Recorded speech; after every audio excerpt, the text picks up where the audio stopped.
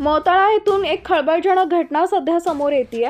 तालुक्यातील रोहिणखेड येथील शेतकरी रवी रमेश निंबोळकर हे आज सकाळी 8:30च्या सुमारास दुचाकीनं त्यांच्या रोहिणखेड शिवारातील शेतात जात होते।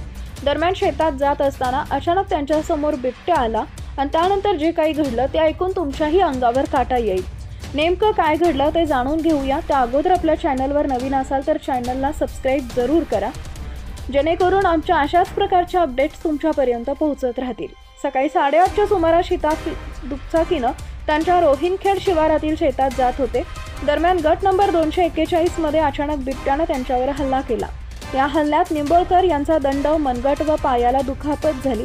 त्यांनी आरडाओरडा केला असता परिसरातील शेतकरी अशोक काटे व सहकार्यांनी मदतीसाठी धाव घेतली, त्यामुळे बिबट्यानं पळ काढला।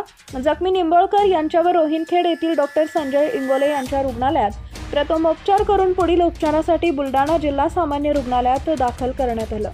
वन विभागाला घटनेची माहिती देण्यात आली, मात्र सायंकाळी 4:30च्या सुमारास वन विभागाच्या कर्मचाऱ्यांनी घटनास्थळी हजेरी लावली, अशी माहिती नागरिकांनी दिली आहे। या घटनेमुळे परिसरात बिबट्याची दहशत पसरली आहे। मागील आठवड्याभरापासून चावरदा शिवारात मादी बिबट्यासह 2 शावकांचा मुक्त संचार सुरू आहे। आज रोहिणखेड शिवारात बिबट्यानं शेतकऱ्यावर हल्ला केला।